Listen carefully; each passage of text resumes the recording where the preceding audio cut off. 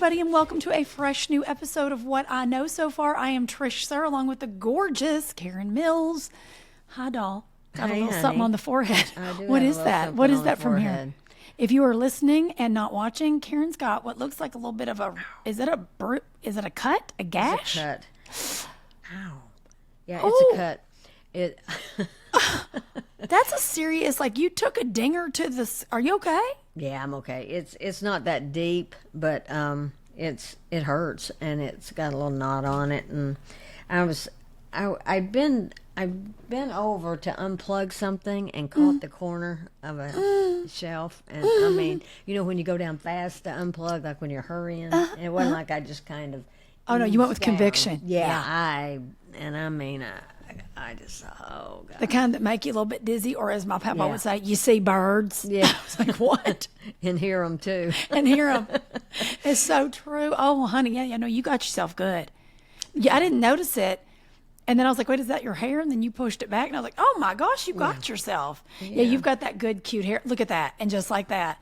I wish I had hair as fun as Karen's. Mine always looks like I just got out of the bed. Like that's No, mine. It doesn't. No, well, my hair right now is, if you're watching and or listening and not watching, my hair right now looks like I don't know that I've wallowed in the bed, but this is air dried. I've been trying to not put heat on it when I'm not on stage. So my hair air dried is real kind of haphazard wavy. It's not like styled beach waves. It's like, okay. It just. Do you have some natural wave to you? I do. My hair actually has this. This is it. This is how it kind of lays like almost like it got out of the water. Yeah. Yeah. Wait, I love that look. Thanks, Kay. I do. I love a beachy look. I used to put a product in my hair that was beach waves, and that's a good idea. Smelled like salt. I know. I love when it smells like the sea. Yeah. Like that's when I love a little fresh. But we got off all around the world this morning. I hope if this is your first time here, buckle up, Buttercup, because this is how we always are. You never know what you're going to get. Karen and I love having fun and carrying on, and that's what we know so far, is that you just got to laugh and keep it pushing.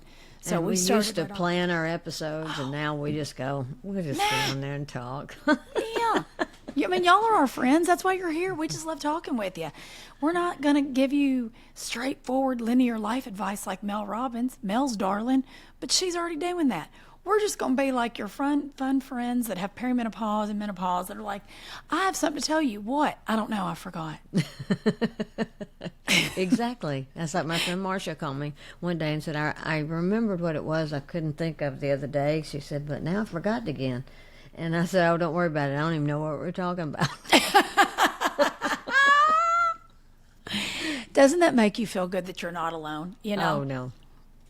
I was talking to my I have 3 awesome stepkids, and my stepdaughter was here, and she was talking to me about something in the car, and I said, I'm so sorry, I'm no longer listening to you. My perimenopause brain, it had left me. And Ava goes, what? Because I'm never like that.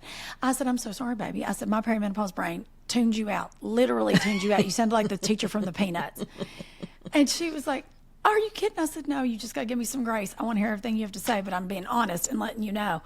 And I said, and also, it just smelled like cigarettes. Like, for no reason. It smells like somebody just smoked a cheapest carton of cigarettes for no reason. I'll get like weird smells that don't exist anywhere, and I'll ask somebody, and they look at me like I'm nuts. And she goes, oh my gosh. I said, what? She goes, Trish, I think that's what's wrong with my mom. And I go, that's probably 100% what's wrong with your mom. Yeah, right. I was like, trust and believe. I was like, if she's being hateful, not her fault. I said, if she has just for no reason accused you or your brother of smoking, not her fault. It is the state of the world right now. Give her all the grace, because we're all just hanging on. If you're in this time in the world and are going through menopause and perimenopause, and that we are still kind, my God, we should all be up for the Nobel Peace Prize. No kidding. Yeah, Leanne Morgan called me when she was going through it, and she said, I just smell like hamburger. She said, I always smell like a hamburger. I always smell like a hamburger. I'm dead. And I could just hear Leanne saying it too. That's what makes it even funnier.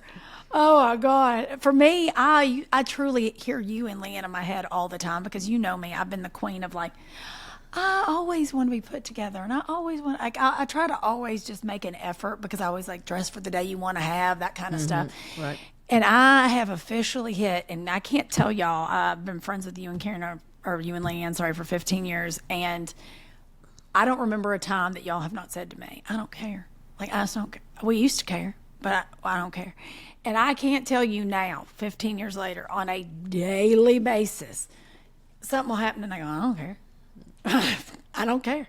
And all I do is think of Leanne and Karen going, Yeah. honey, you're just not going to care. And I was like, that'll never happen. Y'all, I don't care. Like, anything will occur, and I'm like, well, it seems rough, doesn't it? I don't care. It's this weird peace at the same time. And it's not like I don't care about somebody, and it's not that I don't care about the state of the world. But just, you don't care about the same things. Yeah. For one thing, you just don't care right. about little things. Little you know? things. Yeah. Little things. You just like water off a duck's back, as my papa would say. You know, hey, there's things that need your urgency and things that don't. I don't care.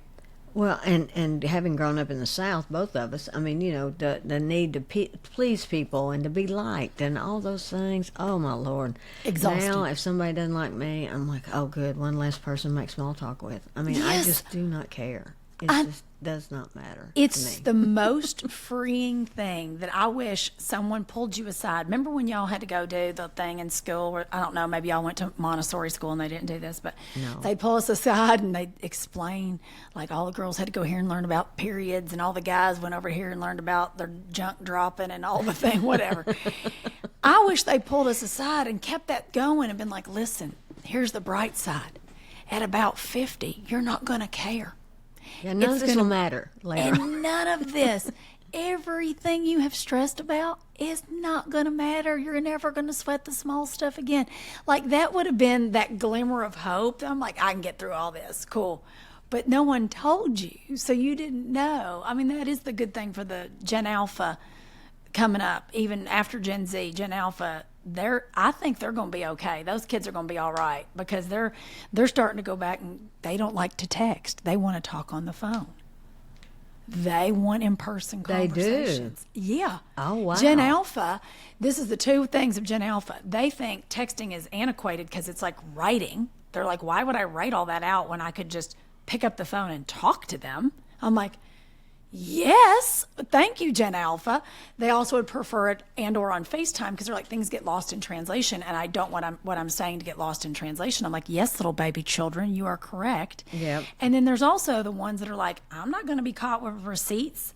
I don't want nobody knowing I said all this, or if my friend's mama checks her phone and she looks and sees all the things I said, it's all there in black and white for her to see. And I was like, also, not wrong, little children. Come back to the Gen X ways. We'll show you how it was done. Come this way. So I think there's going to be you can hope. also sound really hateful on text. I agree. You know, and sometimes you're like, well, you know, F all y'all. Yes, well, it's And- true. Jay yeah. says that people get resting bitch face on text and they don't mean it. Yeah. He's like, somebody will say something that comes across like, sure, fine. And it could be somebody going, oh, yeah, sure, that's fine. Yeah, that's fine. But Or, if something you know, says, sure, it's fine, could be taken like short and concise instead of, oh, don't worry about it. Yeah, exactly. So a lot of times you read a text and think somebody's getting hateful with you when really they're just they're just cutting to the chase, but it reads differently than its intention. And if you give me a thumbs up instead of answering, I'm fine with an acknowledgement. But if you give me a thumbs up, I always think for whatever reason the thumbs up is passive aggressive. Like, I think the thumbs up is like, yeah. I don't care if you don't mean it that way. The thumbs up from me is like, okay, give me a heart. Heart is acknowledgement. A thumbs up's like, yeah, I heard you. I don't care if that isn't what you meant. That's the way I receive a thumbs up. Yeah. So do not thumbs up me. My poor husband, I've watched him give a thumbs up and instantly changed it to a heart. Like, let me change my message, because he knows. I'm like, please don't thumbs up me. So you're right. If it's not said, it gets lost in translation, and I'm not on that team. Be good. Be kind. And we need to connect, in person with people again. So that's good to know that it's coming back around. Yeah, I'm thrilled. My cousin, who's a kindergarten teacher, I've talked about her before, my cousin Katie, said that these kids too, they want phones for activities and FaceTime. They aren't wanting phones to sit and text, they're wanting the connection. Oh, they're not interesting. wanting it to like sit and text. And I was like, I love this. Like, I am loving that kids are like, nah, I'd rather see you and talk to you. Yeah. Good. Right? There's hope. Yeah. There's hope. There's hope. We're praying for it. What else is going on, Kay? Well, it's I have July off, and What does that look like for you? well, it looks like so many people throughout all my friends who will text me and go, I see you're busy, see you're on the road. Whenever you have time, we'd love to go to dinner. Well, and I keep going, July, I've got a big break, so let's do dinner. So I'm going to be doing a lot of dinners with friends that I haven't had time to enjoy. So I'm excited about that because I love to go to dinner. That's do one of my too. favorite things. I love Me to too. go to dinner. I know. I love that you love that like I do too. I love a slow dinner. Like Yeah. there's something lovely about enjoying people over a slow dinner instead of like a rushed just to eat a meal. And I know we've all had both of those. Yeah. No, I like a slow dinner. I love a patio if weather permits, and I love a if I can get a patio by the water with friends, I am in. I'm going to come to Heaven. Chattanooga. We need to go to the boathouse. Yes, yes. Give me some oysters, y'all. If you have not been to the boathouse in Chattanooga, have you lived? I don't know, but I love it. It's one of my favorite places ever. It's one of my favorite It's places. right on the Tennessee River, and it's beautiful. Yeah, It is. Scotty's on the river. Another one Scotty's on the that's river. yeah, beautiful, great oysters and. You have a great time. Are you traveling at all in your month of July, or no? Because all you do is travel. No, I'm not Good. traveling at all. The only thing I may travel to is 2 hours away to Nashville to do New Material Mondays because I do have a lot of material I'm working on. So that's the best place. I mean, I may get up here at the Comedy Catch a couple, but they don't have a. They have an open mic, but it's not like New Material Yeah. Mondays where the audience is still a hot audience. Oh, and that's so Yeah. good. So I'll definitely go over and do that. I'll probably get up a couple of times here too. But I've just got so much material I'm working on, so I don't want to just not get on stage. I want to focus on the new stuff so that when I do go back to stage, I'm ready. See, I know I've taken off just enough that I need to get back on. That'll be August for me. I'm going to make myself really hunker down in August, and I love getting up in rooms that aren't traditionally ready for me. So I do a lot of technically LGBTQ rooms for me, which I love to do here in Los Angeles I bet. because they're not ready for me. It's always like, wait, who invited the straight white country person? And I'm like, it's me. Ally Trish. Like, I get so tickled because Yeah. it's just such a different room. And to watch comedy, I always say comedy anyways, like watching people put together a Rubik's Cube. And so watching people have to put together how I fit in that room and then being so gracious and accepting what I'm about to talk about, right? And so that's always my favorite is trying to get in rooms, which I'm privileged to do here in LA, that aren't traditionally where I would, quote unquote, have an audience. But then I also think, who am I to say? Some of my best shows are in gay clubs. I bet you have great audiences. They're great audiences. Well, that's what I mean. I think that there's something to be said for the level of inclusion, and people going, "Yeah, girl, Lord, Funny is funny. funny is funny." And one of my favorites, he's Canadian comic, really more of a personality. No, he's a comedian. But he does this, I think I told you about this. He does this great bit. He runs a room here in Hollywood, or here in LA. Hold on, I'm going to make sure I get his name right because he's so funny. And when somebody has a name that you're like, wait a second, do I get their name wrong? I've got my phone, y'all, out so I get this right. It's because his name is Andrew Johnston, but his Instagram handle is Mandrew Bronston. That's why I always get it wrong. It's Andrew Johnston, and he's hilarious.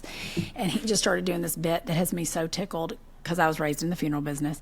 He starts doing this bit about a friend of his passed away, and he was the one closest in the friend group to kind of tell everyone else. So they put upon him to go tell everybody that this friend unexpectedly passed away. And he has realized that his toxic trait is he loves being the one to tell everybody. Oh, God. Bad news, just bad news. Right. He was like, you haven't heard. So the way he does the whole bit is just this one-sided of like, yeah, no one expected it. I know. I could not get my breath. It was one of those bits I was so mad I didn't come up with because it's so smart. And he goes, no, of course I'll keep you updated. I mean, he goes, I had no idea what a joy it was to be that level of a first responder. Like, it is the most brilliant bit because I was like, I did not know that would be such a funny, weird niche thing to say. But again, funny's funny, right? And you're in a room full of people going, God, that's good. Like, that's what I love about the inspiration of being in a new material situation is watching other people. You're like, I love that. I love where that's headed. Or when some other comic that's awesome enough to walk by and hand you one little nugget of that Easter egg you didn't see. That's right. It's just a different angle to look at it. And sometimes that just sparks your own, flow of... Totally. Even if you don't use the line, it will give you a different way of looking at it. And so it sparks creativity. I love brainstorming. And me too. And watching other comics and giving ideas and have them given to me. I mean, it's so cool. It is. It's this really cool... I always say to Karen, there's a fine line for me because I don't ever want to watch somebody and ever... because if you see something and you're doing something, you're like, oh my gosh, I don't want it to be derivative, right? You're never like, yeah. But and inevitably in the world, I mean, no one owns the market on being gay or menopause or dead people or like nothing. I get nobody owns it on topics. anything, right? Topics. But I will. There's a fine line of watching people's specials and then when you watch people in new material because you're like, oh, I love where that's headed, and it's this constant. It's did I forgive me because of perimenopause brain? Did I tell you about watching that Yacht Rock review documentary? Okay, if I've told you all this, listen, perimenopause is all of us. There is a documentary on HBO Max called Yacht Rock, the documentary, produced by Questlove. I think it's produced by Questlove, who is the band leader on Jimmy Fallon, but he's in it throughout, so that's the reason I bring this up. And it's how the term yacht rock even came to be, but really what the actual music is that makes that genre up.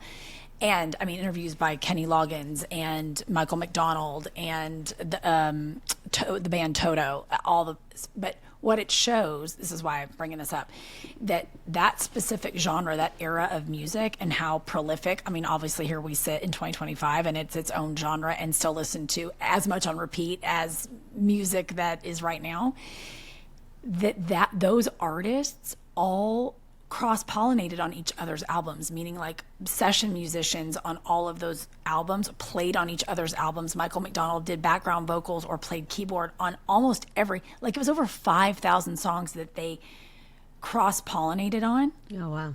And then you go, oh my gosh, like What a Fool Believes by the Doobie Brothers, which almost, it's like the genre-defining yacht rock song. That was written by Michael McDonald and Kenny Loggins. And you're going, oh my gosh. Wait, what? And so what I'm saying is it's kind of the beauty in comedy where you realize there's people that you love, but they all kind of came up at the same time and why that level of funny all kind of works together. And I was like, that's kind of the beauty of where comedy is, I feel right now, even differently from like back in the day of the Robin Williams and the Billy Crystals and all that, which was great comedy. Now it's this really cool moment where you realize how many people have done such hard time together that you can see the gorgeous layers of friendship and cross-pollination. Even you and Leanne, when you get to go see people on the road together, it's this really great synergy. I feel like now more than any other time in comedy, and that's to me like we're in that for comedy what yacht rock was in the 70s. Did that a long way to get there, everybody, but that's what I mean. There's this really cool zeitgeist happening right now. I feel like the last like 5 years. This is a totally far right turn, but we do it all. I love the time. those. Yeah, Mike Greer, who is works for Outback Concerts and does Leanne shows. I saw him in Wilmington when she was filming her Netflix special, and he was telling me from Wilmington, he was going to Charlotte to do Ringo Starr. Yeah, Stop. And he had done it one other time, and he said you're talking about all the musicians. That's what reminded me.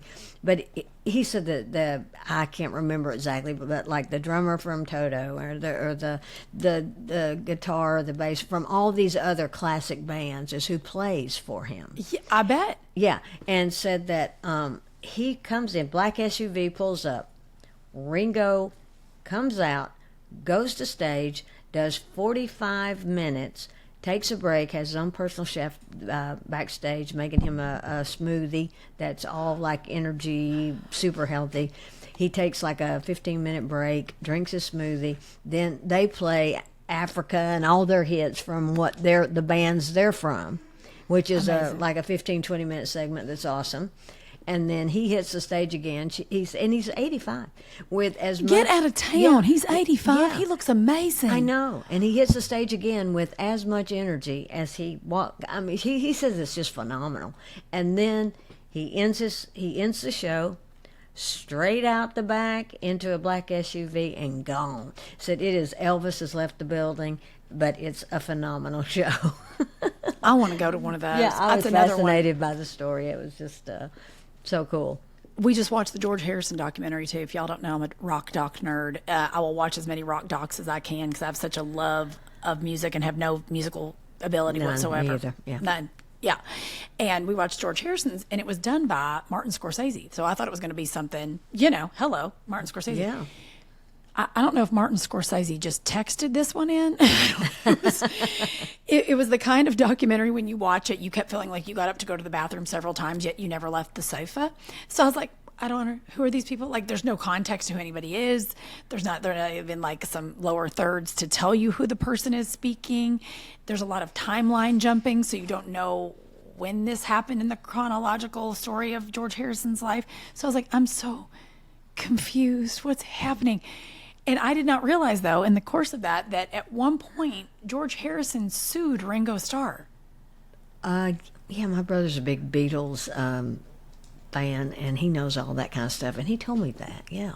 And I was like, and they showed a clip of them getting, I guess George Harrison was on a talk show in the UK, and this presenter, the host of that show, did not surprise George Harrison with a Ringo Starr appearance on the show.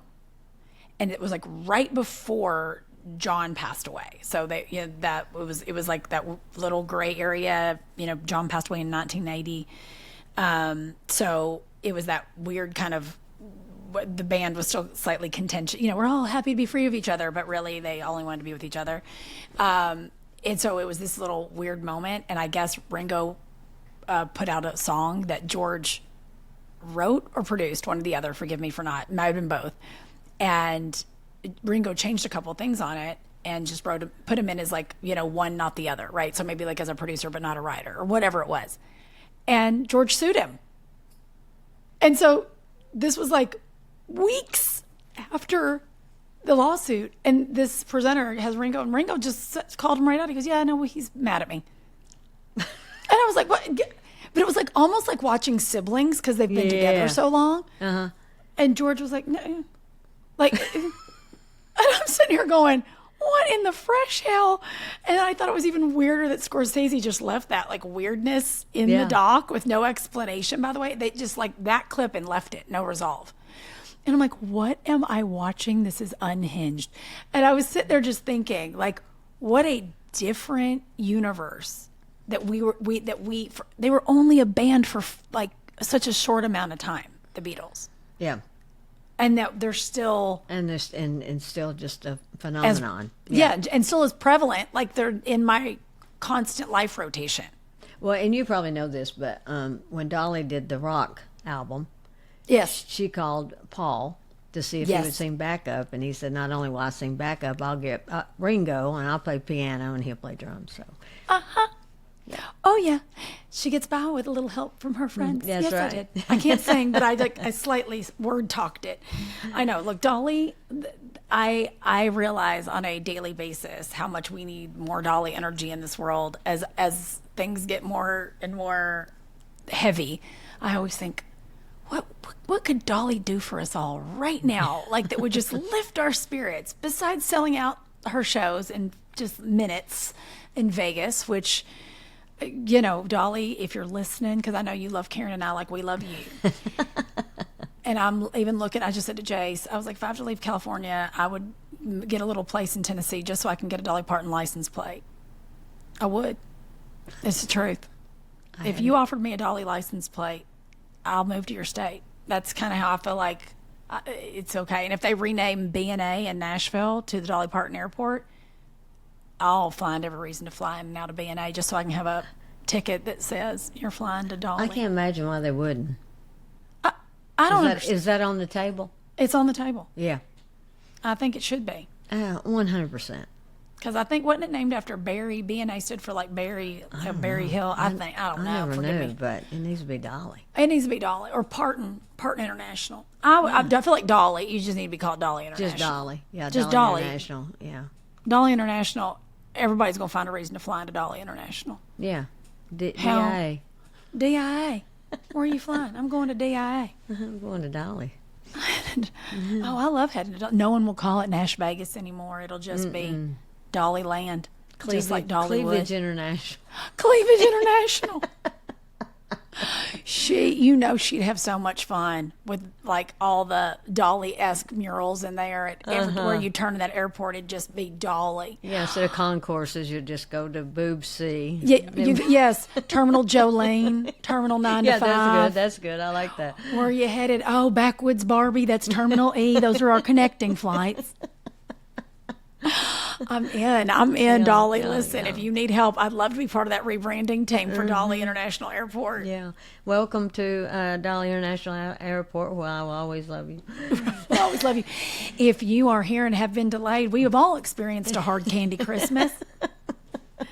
But we want you to know that you can head on over to the Parton Corral and get you a corn dog in our Parton family food court. Don't you think she won't monetize every ounce of that airport?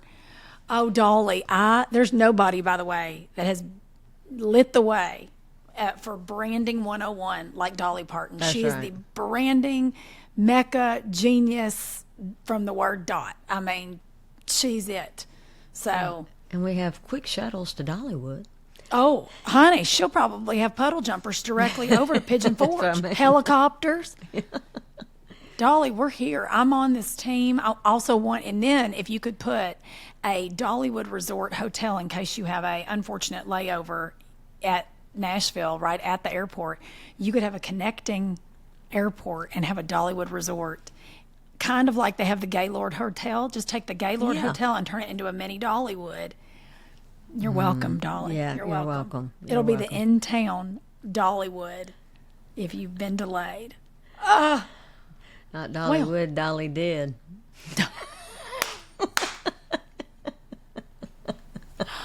Let me say, I want to know who inherits all of Dolly's wealth when she leaves this earth. Wouldn't you love if she told everybody, F all y'all, and it goes to like animals and keeping up imagination library and, you know, because let's be real. I know she'll have obviously nieces and nephews, and I get all that. But she's never had children. Carl Dean's no longer with us. I am praying to goodness, and we know Judy's God willing, we don't know when Judy's going to leave. If you don't know the Judy Ogle of it all, I can give you that in a different episode. But Judy Ogle is Dolly's very best friend, and they're about the same age. I don't know like who's older or younger, but is she the same age? Yeah. So I'm assuming Judy will get a little something, but I don't know what just happened. Sorry, y'all. I don't know what's happening over there. Sounds like I'm very important. It's Judy. Hey, Judy. But yeah, I'm thinking that she's going to just give she'll probably give something to Tennessee because she loves the great state of Tennessee. Oh, and you know she's going to do something with the Imagination Library and other, you know, she loves animals too. I mean, I'm sure she'll have all kinds of philanthropic, you know, avenues that her wealth will keep, because she's a billionaire. Dolly's a billionaire. And that does good with her money. That does good with her money. And if you don't think, just Elvis has been gone forever and died in his 40s. If you don't think that Dolly's stuff is going to be selling she'll be 150 years old, deceased, and her stuff will still be selling like she's here today. Yep. So That's what I'm saying. I just want to know what that looks like. If y'all know, if somebody works at Music Row or you got the inside scoop, I just want to know because I'm fascinated. I think she's such an amazing human being. I just can't wait to hear what she goes, hey, this is how I'm leaving it, deuces. I'm leaving this world better than I found it, and she's done a pretty good job at that. So Yes, she has. she's my inspiration always. She will. She'll probably open the Dolly Parton, food. Knowing Dolly, I can't wait. And I hope Dollywood gets some fun to be left around forever and ever so all these little country children can aspire to work there like I did. I just wanted to work the corn dog cart. When I was a baby, it was Silver Dollar City. That's how long. I remember when Dolly bought it. I remember Silver Dollar Remember City. Silver Yeah. Dollar City. And so I was like, what? Dolly's buying Silver Dollar City?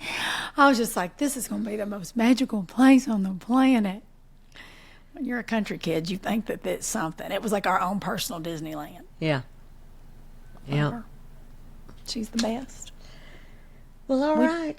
Look, y'all, we took a turn. This was episode 2. Well, I wanted to know just what Karen was up to. This was a quick one because we were trying to get in another one. By the time y'all hear this, I will probably be laying on a beach chair. Actually, no, I will be taking care of little rescue dogs. This one will come out while I'm fully on vacation. And I will be taking care of little rescue dogs because the resort I am staying at has an animal sanctuary where they rescue animals in Mexico and help spay and neuter and then get them adopted. And of course, my husband's like, I'm going to play golf. And I'm like, I'm going to tend to rescue puppies. So this episode will come out while I'm there doing that. So if I have the ability, I will send you pictures and put them up on the page. Oh, But please send me some pictures. Oh, you're going to get them. Karen's going to get annoying. Like, look where I'm at. I'm wallering a dog. Oh. I know. You have to go here. Please, when I make you take a break, will you please come here? Yes, I would love to. Okay. All right, good. Kay, where can everybody find you? KarenMills.com. And that's All all the her links are socials. there. Everything's there. And I'm at trishsir.com.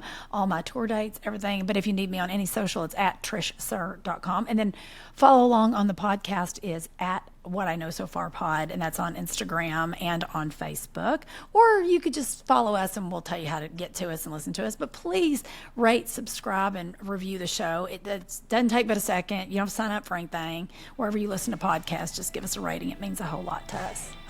We Thank sure you love for y'all. listening. Thanks, guys. Bye. Bye.